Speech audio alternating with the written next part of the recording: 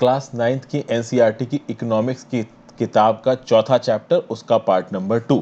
जहां तक हम लोगों ने लास्ट टाइम कंप्लीट कर लिया था उसके बाद शुरू करेंगे। ठीक है भाई, सोशल कंपोजिशन की यहाँ पे बात शुरू हो रही है और क्या बोल रहा है, social composition along with the inability to buy food also plays a role in food insecurity. कहने का मतलब ये है, कुछ लोग जिनके पास पहली बात तो खाना खरीदने के पैसे नहीं, अभी उनके पास खाना खरीदने के पैसे नहीं है, ऑलरेडी उनके पास एक इकोनॉमिक और फाइनेंशियल डिसेबिलिटी है, और उसके ऊपर डिसेबिलिटी कौन सी आ गई, सोशल कंपोजिशन की। तो भाई वो SC ST कैटेगरी को बिलोंग करते हैं, या फिर ओबीसी के जो बिल्कुल लोअर कास्ट वाले सेक्शन है उनको बिलोंग करते हैं। तो ये सेक्शन सोशल बेसिस पे ऑलरेडी हमारी सोसाइटी में बहुत हद तक सेक्लूडेड है। इन सेक्शंस के पास ना ही कोई ज़मीन है, कोई ज़मीन है भी तो वो ज़मीन बंजर ज़मीन है, लैंड प्रोडक्टिविटी ना के बराबर है। तो ये लोग अपनी क्रॉप्स उगा के खाना पीना नहीं खा सकते, पैसे इनके पास है नहीं, और सोसाइटी से, गांव से, उस कम्युनिटी से जिसमें ये लोग रहते हैं, इनको वैसे ही सेक्लूड किया जाता है। तो भाई कहीं ना कहीं ये लोग जिनके पास पैसे भी नहीं है, और ये लोग सोशली भी एक्सक्लूडेड हैं, SC STs and the lower caste with in OBCs, इनके सामने फूड इनसिक्योरिटी की प्रॉब्लम बहुत ज़्यादा बड़ी है।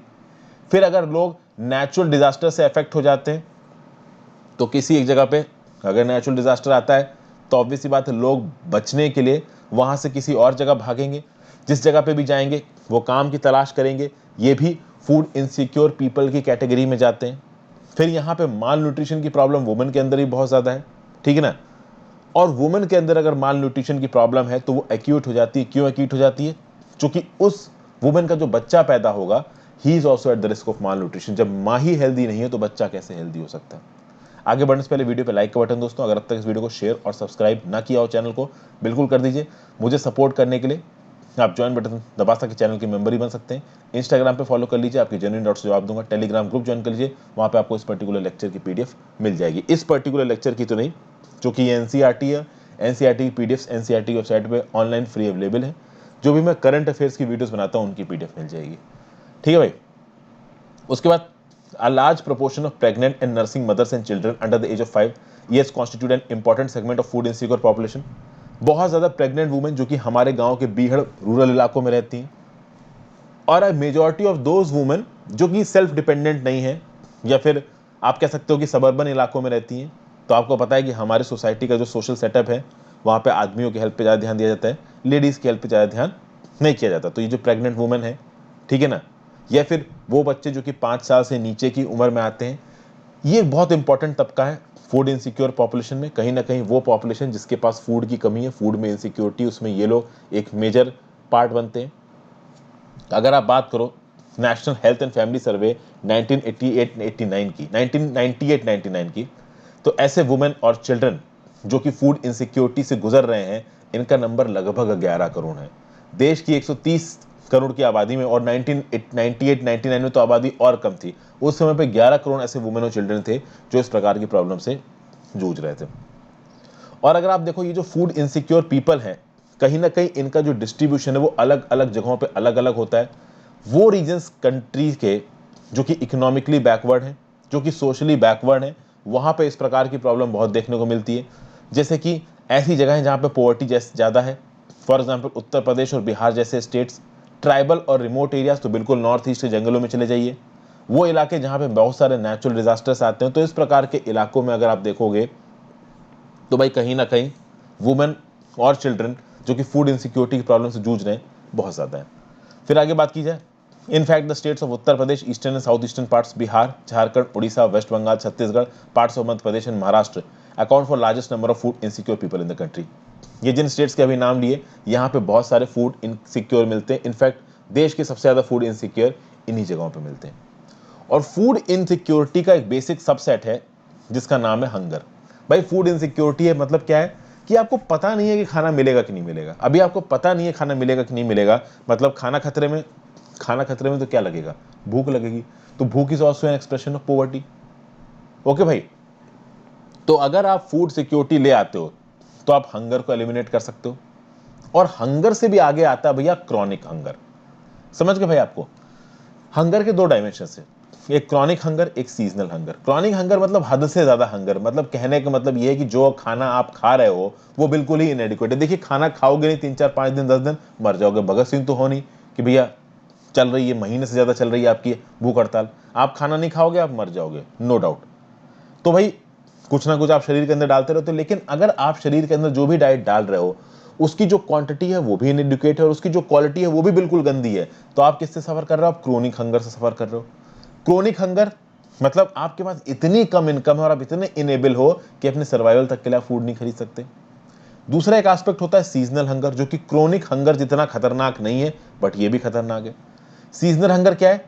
ये रिलेटेड है cycle of food growing and harvesting से। तो एक गरीब हरबो किसान है, उसने पैदावार के समय पर उसने थोड़ा अनाज अपने पास रख लिया, बाकी बेच दिया। वो थोड़ा अनाज कुछ दिन तक चला, 1-2 महीने बाद वो अनाज खत्म हो गया। अब उसके पास सीजनल हंगर आ गया, क्योंकि उसका अनाज खत्म हो गया है, उसके पास नया अनाज खरीदने के पैसे नहीं है और हार्वेस्टिंग में भी बहुत समय है अगली फसल की। ठीक है, तो रूरल इलाकों में ये सीजनल नेचर ऑफ हंगर बहुत कुछ देखने को मिलता है। अर्बन इलाकों में भी सीजनल नेचर ऑफ हंगर देखने को मिलता है कैजुअल लेबर्स में। तो वो कैजुअल लेबर्स जो कि किसी बिल्डिंग कंस्ट्रक्ट हो रही है, कंस्ट्रक्शन सेक्टर में काम कर रहे हैं, तो बिल्डिंग का कंस्ट्रक्शन हो रहा है, उनको काम मिल रहा है, दिन की दिहाड़ी मिल रही, खाना खा रहे हैं। कल की डेट में मान लीजिए पानी बरसने लगा, बरसात का मौसम आ गया, मानसून मौसम आ गया, उस समय पे कंस्ट्रक्शन की एक्टिविटी 1-2 महीनों के लिए बंद हो जाती है। तो कंस्ट्रक्शन की एक्टिविटी बंद, तो इन कंस्ट्रक्शन लेबर्स की दिहाड़ी बंद, तो सीजनल हंगर, क्योंकि दिन के पैसे नहीं आ रहे और इनकी हैंड टू माउथ की एग्जिस्टेंस है, तो खाएंगे क्या? तो ये कंस्ट्रक्शन वर्कर्स जो है, जो कैजुअल लेबर्स हैं, केवल कंस्ट्रक्शन वर्कर्स एक एग्जाम्पल है।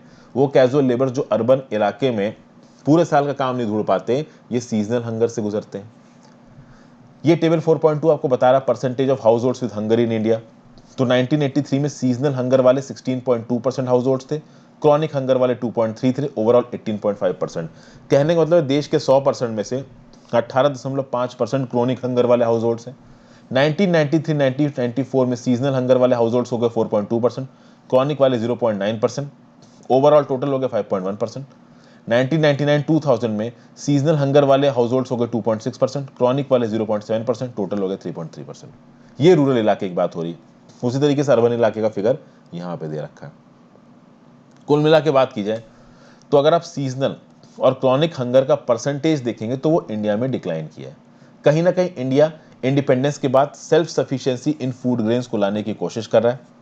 हमारे पॉलिसी मेकर्स ने पूरी कोशिश की है कि फूड ग्रेन्स में सेल्फ सफिशिएंसी को हम मीट कर सकें। इसमें हमारे सामने एक बहुत खतरा आया था 1960s में देश में खाने की कमी पड़ गई थी। उस समय पे एक नई स्ट्रैटेजी आई जिसको बोला गया ग्रीन रेवोल्यूशन, और ग्रीन रेवोल्यूशन ने रेवोल्यूशनरी तरीके से व्हीट और राइस की पैदावार को बढ़ा दिया। इंदिरा गांधी जी जो कि उस समय पे हमारी प्राइम मिनिस्टर थी, उन्होंने बोला, ये स्पेशल बताया, मतलब उन्होंने ग्रीन रेवोल्यूशन के अचीवमेंट को रिकॉग्नाइज किया। कैसे रिकॉग्नाइज किया? उन्होंने एक स्पेशल स्टैंप रिलीज किया जिसका नाम था व्हीट रेवोल्यूशन 1968 के जुलाई के महीने में। तो इंदिरा गांधी जी ने ग्रीन रेवोल्यूशन की सक्सेस को मार्क करने के लिए व्हीट रेवोल्यूशन का एक स्टैंप रिलीज किया जुलाई 1968 में। आगे बात की जाए, जो व्हीट में सक्सेस मिली हमको ग्रीन रेवोल्यूशन में, वहीं पे आप वही सक्सेस आपको राइस में भी मिलेगी। ठीक है ना भाई? लेकिन फूड ग्रेन्स का जो प्रोडक्शन था वो डिस्प्रपोर्शनेट था, ये हम सबको पता है। फूड ग्रेन्स का प्रोडक्शन डिस्प्रपोर्शनेट क्यों था? क्योंकि ग्रीन रेवोल्यूशन के फायदे बहुत कम स्टेट्स को मिले हैं, सारे स्टेट्स को ग्रीन रेवोल्यूशन के फायदे नहीं मिले। उत्तर प्रदेश और मध्य प्रदेश ये दो ऐसे स्टेट्स हैं जहां पे ग्रीन रेवोल्यूशन के बाद एग्रीकल्चर की फील्ड में काफी ग्रोथ हुई। उत्तर प्रदेश ने 2015-16 में 44.01 million ton of grains produce किए और मध्य प्रदेश ने 30.21 million tons of grains produce किए। ओवरऑल 2015-16 में जो टोटल फूड ग्रेन प्रोडक्शन था पूरी कंट्री का, वो था 252.22 मिलियन टन, जो कि बहुत बड़ा नंबर है। वहीं पे इंडिविजुअली अगर आप देखो तो Uttar Pradesh and Madhya Pradesh recorded a significant production in field of wheat which was 26.87, 17.69। अब आप सोचिए दोस्तों, उत्तर प्रदेश ने 2015-16 में टोटल ग्रेन्स कितने प्रोड्यूस किए थे? 44.01 मिलियन टन, ये अभी हमने देखा। और उत्तर प्रदेश में केवल व्हीट पैदा हुआ था उसी साल में 26.87, यानी 44.01 में 26.87 मिलियन टन तो व्हीट ही था। उसी तरीके से मध्य प्रदेश ने टोटल फूड ग्रेन प्रोडक्शन 2015-16 में कितना किया? 30.21 मिलियन टन, जिसमें से 17.69 मिलियन टन तो व्हीट ही था। तो उत्तर प्रदेश और मध्य प्रदेश में आप देख सकते हो कितना डिस्प्रपोर्शनेटली एक तो ओवरऑल ग्रीन रेवोल्यूशन के फायदे कुछ स्पेसिफिक स्टेट्स को जा रहे हैं, जैसे उत्तर प्रदेश, मध्य प्रदेश, पंजाब, हरियाणा। ठीक है ना? और उसके बाद से भी कुछ स्पेसिफिक क्रॉप्स को जा रहे हैं। तो ओवरऑल जो ग्रीन रेवोल्यूशन का फायदा मिल रहा है उसको दो मेन क्रॉप्स को मिला है, व्हीट को, राइस को। इसके नुकसान क्या है ये हम आगे देखेंगे। और स्टेट्स देखें तो वेस्ट बंगाल और यूपी में सिग्निफिकेंट प्रोडक्शन ऑफ राइस भी बढ़ा है। वेस्ट बंगाल में 2015-16 में राइस प्रोड्यूस हुआ है 15.75 मिलियन टन। उत्तर प्रदेश में 2015-16 में राइस प्रोड्यूस हुआ है 12.51 मिलियन टन। ठीक है भाई, ओवरऑल हम यहाँ पे देख लेते हैं कि पूरे देश में फूड ग्रेन प्रोडक्शन कितना है मिलियन टन में। 1960-61 में 80 था, 1970-71 में 108 हुआ, 80-81 में 130 हुआ। अब आप देखिए 60-61 के समय पे और उससे पहले भी इंडिया में फूड क्राइसिस थी, लोग भूखे मर रहे थे। अर्ली 1970s में ग्रीन रेवोल्यूशन बहुत तेजी से बढ़ने लगा। अब देखिए किस हिसाब से हमारे फूड ग्रेन प्रोडक्शन बढ़ रहे हैं। 80 से 108, 108 से 130, 130 से 176, 176, 176 से 196, 196 से 245। ये कोई छोटा मोटा जंप नहीं है, ये बहुत बड़ा जंप है। ये टोटल फूड ग्रेन प्रोडक्शन है in million tons of India. और अगर आप देखो जब से ग्रीन रेवोल्यूशन शुरू हुआ, ग्रीन रेवोल्यूशन शुरू हुआ अर्ली 1970 से। 1960 में एक बहुत बड़ी फूड क्राइसिस देखने को मिली, 1950 से फूड क्राइसिस इंडिया में देखने को मिली थी। देश के लोगों के पास खाने के लिए पैसा नहीं था। लाल बहादुर शास्त्री पूरे देश में कॉल दे रहे थे कि भाई खाना कम खाइए ताकि हमारी आर्म्ड फोर्सेस के पास खाना पहुंचाया जा सके।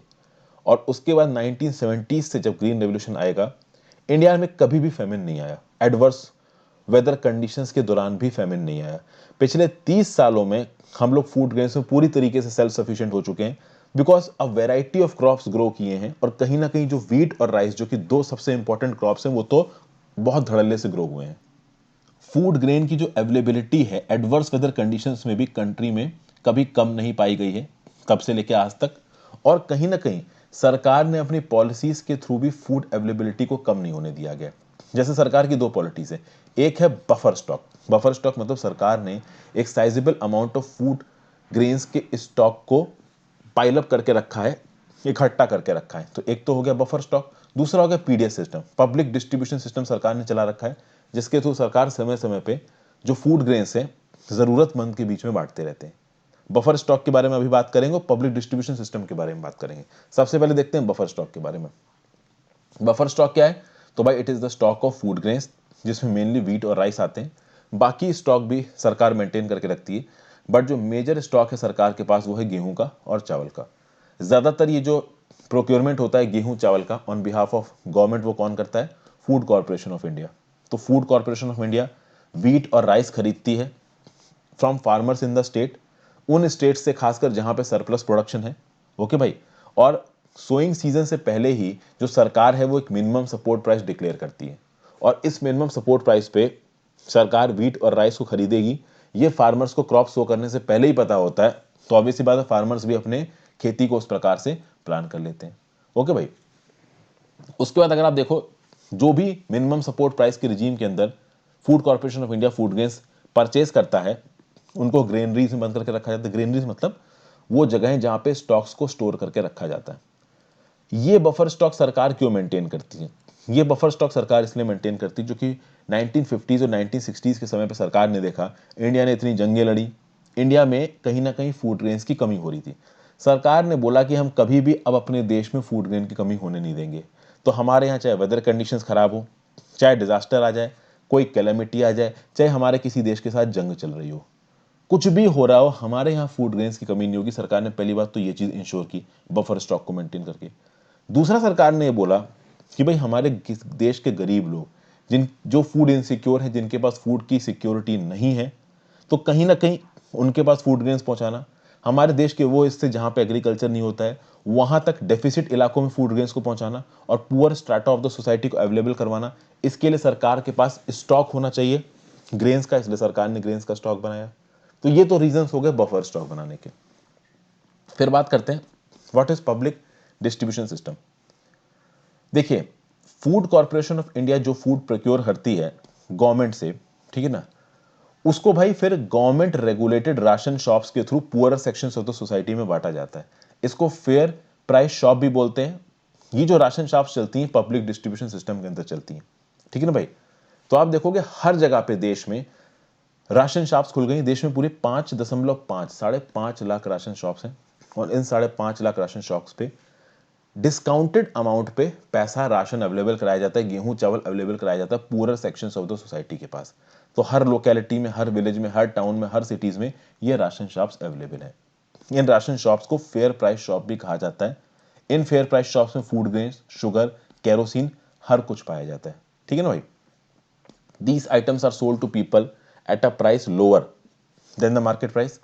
तो भाई राशन शॉप्स में जो भी सामान बेचा जाएगा वो सामान की जो कीमत होगी वो मार्केट प्राइस से कम होगी। ऑब्वियस सी बात है, एक गरीब आदमी मार्केट प्राइस पे चीजें नहीं खरीद सकता।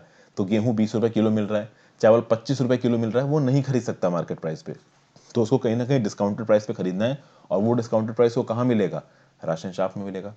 तो एक ऐसी फैमिली जिसके पास राशन कार्ड है तो वो कुछ मिनिमम अमाउंट ऑफ आइटम खरीद सकता है, जैसे 35 किलो ग्रेन्स खरीदना, 5 litre kerosene, 5 kilo sugar near by mention ration shop से खरीद सकता है। अब देखिए कितना कौन क्या खरीद सकता है, इसके लिए डिपेंड करेगा कि आपके पास कौन से प्रकार का राशन कार्ड है।